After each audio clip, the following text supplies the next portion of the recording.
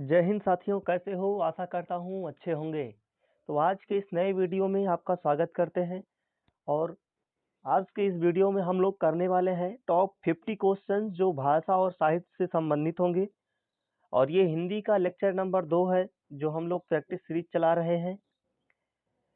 मैं आपको पहले बता दूं कि ये जो मैं क्वेश्चन कराने वाला हूँ, ये खास करके यूपीपी, रेलवे, कांस्टेबल और स्टेट के जितने भी एग्जामिनेशन है सभी के लिए बहुत ही इम्पोर्टेंट है। साथ ही छोटे मोटे नौकरियों के लिए और भी, जैसे कि बी ग्रेड, सी ग्रेड की नौकरियां हैं, उनके लिए तो ये काफ़ी हेल्पफुल होने वाली है।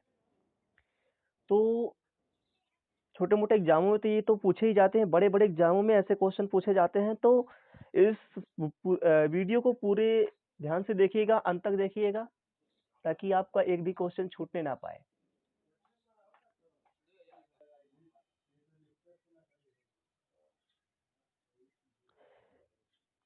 तो बिना किसी देरी के वीडियो को शुरू करते हैं। आज का पहला क्वेश्चन होने वाला है, अंग्रेजी भाषा को भारत में शिक्षा के माध्यम से आरंभ किया गया, किसके द्वारा किया गया? तो लॉर्ड मैकाले के द्वारा भारत में अंग्रेजी जो भाषा है उसको शिक्षा के माध्यम से शुरू किया गया, लॉर्ड मैकाले द्वारा। ठीक है ना? अगला क्वेश्चन है, हिंदी का आदि कवि किसे कहा जाता है या किसे माना जाता है? तो हिंदी का आदि कवि स्वयंभू को माना जाता है। किसे माना जाता है? स्वयंभू को। अगला क्वेश्चन है, हिंदी का प्रथम उपन्यास कौन सा है? तो हिंदी का प्रथम उपन्यास परीक्षा गुरु है, जो कि श्रीनिवास दास द्वारा लिखा गया था। अगला क्वेश्चन है, हिंदी का प्रथम एकांकी कौन सा है? तो आंसर हो जाएगा एक घूट। हिंदी का प्रथम एकांकी है एक घूट।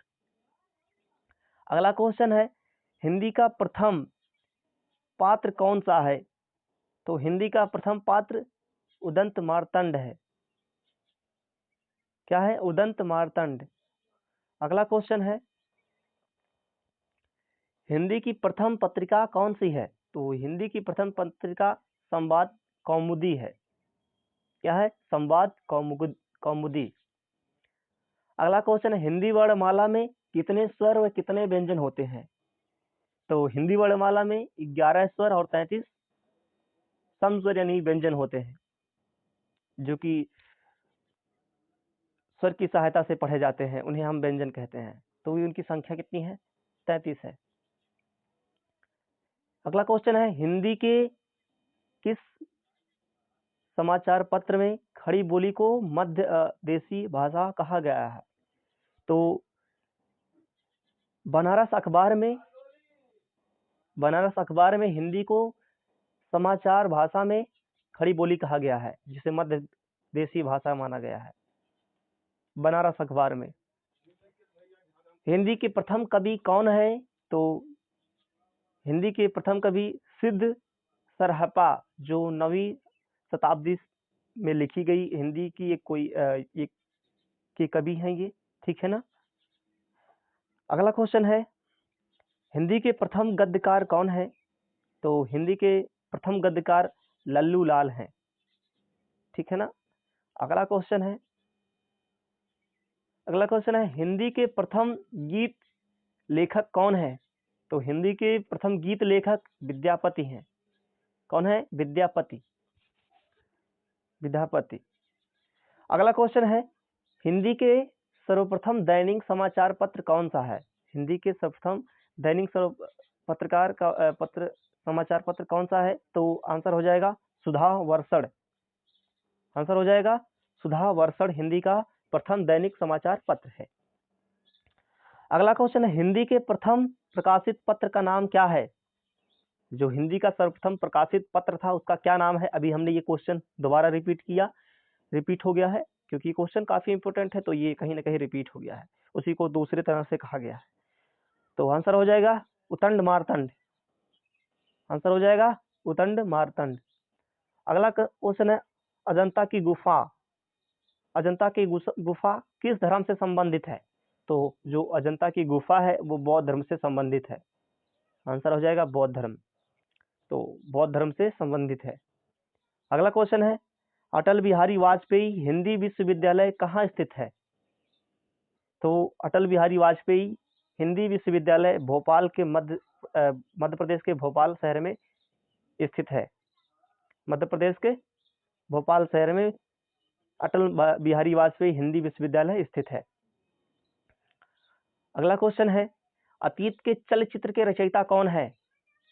जो अतीत है हमारा इतिहास है, उसके जो चलचित्र के रचयिता हैं, उसके रचयिता है महादेवी वर्मा। अतीत के चलचित्र के रचयिता हैं महादेवी वर्मा। एक कहानी है, ठीक है ना, उसके रचयिता है महादेवी वर्मा। अगला क्वेश्चन है, अपभ्रंश की वाल्मीकि, अपभ्रंश का वाल्मीकि किसे कहा गया है? तो आंसर हो जाएगा स्वयंभी को। आंसर हो जाएगा स्वयंभू। तो अपभ्रंश की वाल्मीकि स्वयंभू को कहा गया है। अगला क्वेश्चन है, अपभ्रंश भाषा के प्रथम व्याकरणाचार्य कौन थे? अपभ्रंश भाषा के प्रथम व्याकरणाचार्य कौन थे? तो आंसर हो जाएगा हेमचंद्र। क्या हो जाएगा? हेमचंद्र। अगला क्वेश्चन है, अपभ्रंश में श्री कृष्ण काव्य के प्रणेता कौन है? तो अपभ्रंश में श्री कृष्ण के काव्य प्रणेता पुष्पदंत है। कौन है? पुष्पदंत। अगला क्वेश्चन है, अबला जीवन हाय तुम्हारी यही कहानी, आंचल में यह दूध और आंखों में पानी। तो अबला जीवन हाय तुम्हारी यही कहानी, आंचल में है दूध और आंखों में है पानी। इस पंक्ति के जो रचयिता है वो कौन है? तो इस पंक्ति के रचयिता है यशोधरा। कौन है? यशोधरा। यशोधरा जी है इस पंक्ति के रचयिता। अगला क्वेश्चन है, अभिलेख का अध्ययन क्या कहलाता है? तो अभिलेखों का अध्ययन इपिग्राफी कहलाता है। क्या कहलाता है? इपिग्राफी कहलाता है। अगला क्वेश्चन है, अमित हलाहल मद भरे शीत श्याम रत्नार, जियत मरत झुकी झुकी परत, जेही चितवत एक बार। तो इस पंक्ति के रचयिता कौन है? तो रसलीन है। अमी हलाहल मद भरे सेत समाय रत्नार, जियत मरत झुकी झुकी परत, जेही चितवत एक बार। तो इसके रचयिता है रसलीन। अगला क्वेश्चन है, अमीर खुसरो ने किसके विकास में अग्रणी भूमिका निभाई? तो अमीर खुसरो ने खड़ी बोली की अग्रणी विकास में अपनी भूमिका निभाई है। अमीर खुसरो। अगला क्वेश्चन है, अमीर खुसरो ने जिन मुकरियों पहलियों और 2 सुखड़ों की रचना की है, उसकी प्रमुख भाषा क्या है? तो वैसे हम जानते ही हैं अमीर खुसरो जो है कि हिंदी भाषा के लिए अग्रणी कार्य करते थे। तो खड़ी बोली की वही हिंदी भाषा का एक रूप मिलता जुलता खड़ी बोली।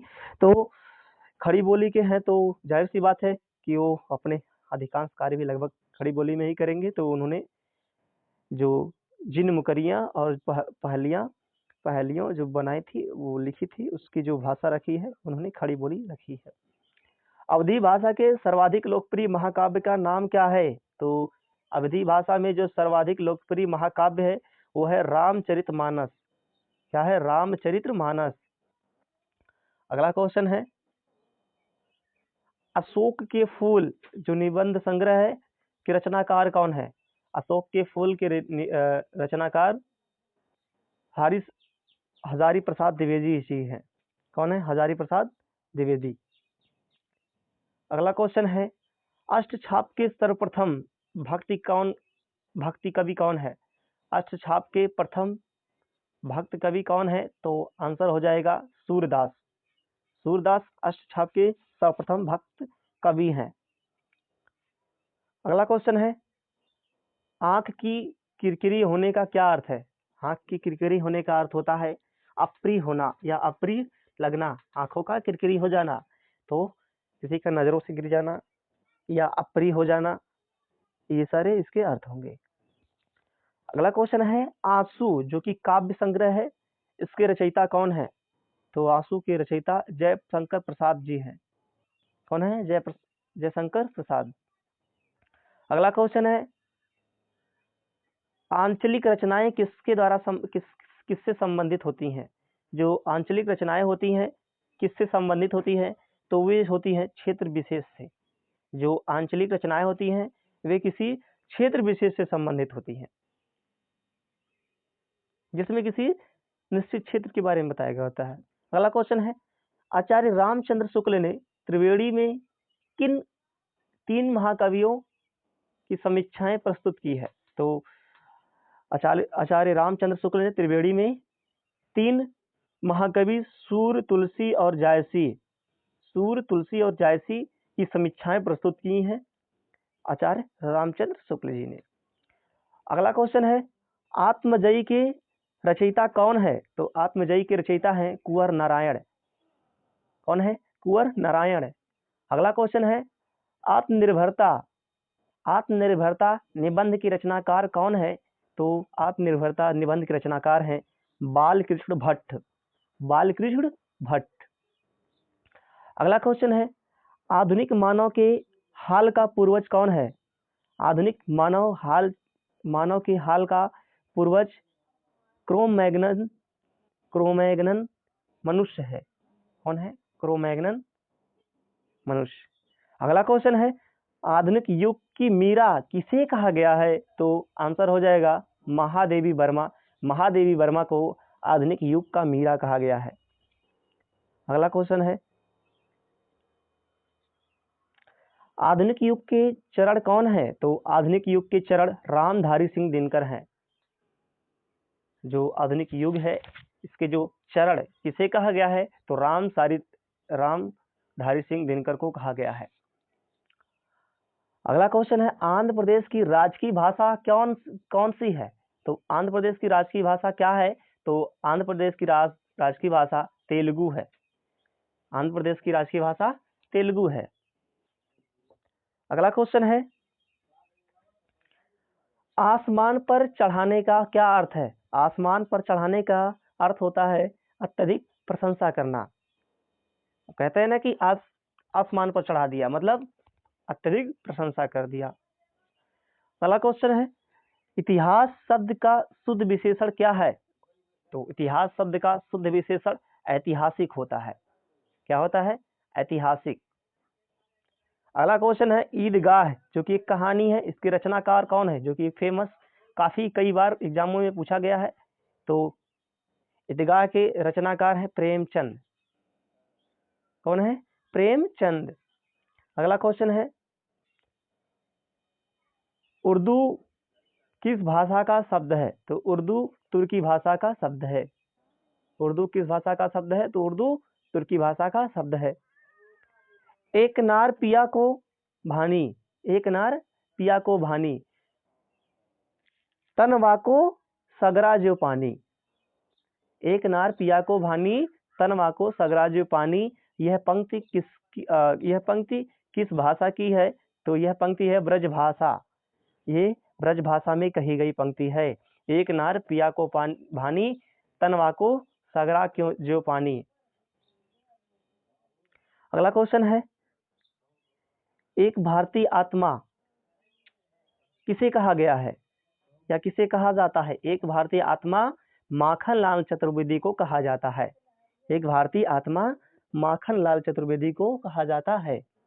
अगला क्वेश्चन है ऑस्ट्रिक भाषा समूह की भाषाओं को बोलने का क्या कहा जाता है? ऑस्ट्रिक भाषा समूह की भाषाओं को बोलने वालों को क्या कहा जाता है? तो जो भी लोग हैं ऑस्ट्रिक भाषा बोलते हैं उसको कहा जाता है किरात। क्या कहा जाता है? किरात कहा जाता है। अगला क्वेश्चन है कटकटान कपिकुंजर भारी। कपिकुंजर भारी दुहु भुजदंड नमकी महिमारी। तो डोलत धरनी सभापद खसे चले भजी भय मारुत गसे। तो प्रस्तुत पंक्ति के रचयिता कौन है? तो इसके रचयिता हैं तुलसीदास जी। कौन है? तुलसीदास जी इसके रचयिता हैं।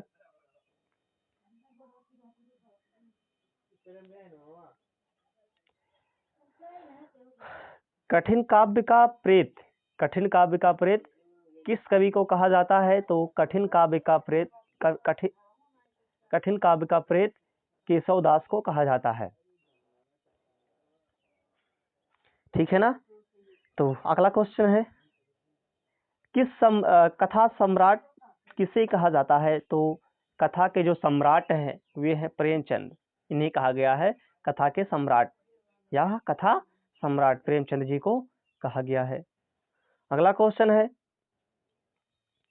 कबीरदास की भाषा क्या थी? तो कबीरदास जी ने, जैसे आप सभी जानते हैं, पंचमेल खिचड़ी जिसे सधुक्कड़ी भी कहा गया है, तो कबीरदास की भाषा है सधुक्कड़ी। अगला क्वेश्चन है, कलम का सिपाही किसे कहा जाता है? तो कलम का सिपाही मुंशी प्रेमचंद जी को कहा जाता है। किसे कहा जाता है? मुंशी प्रेमचंद जी को कहा जाता है। तो कलम का सिपाही क्या है ये? तो कलम का सिपाही एक जीवनी है। क्या है? जीवनी है। कलम का सिपाही एक जीवनी है जो कि प्रेमचंद जी द्वारा लिखा गया है। इसी के आधार पर इनको कलम का सिपाही कहा गया है। ठीक है ना? प्रेमचंद जी को, मुंशी प्रेमचंद जी को। अगला क्वेश्चन है, ये था आज का प्रश्न जो कि हमने टॉप 50 क्वेश्चन किया। अगर वीडियो पसंद आया हो प्यारे मित्रों तो वीडियो को लाइक कर दीजिए, चैनल को सब्सक्राइब कर दीजिए, साथ ही बेल आइकन को भी प्रेस कर लीजिए।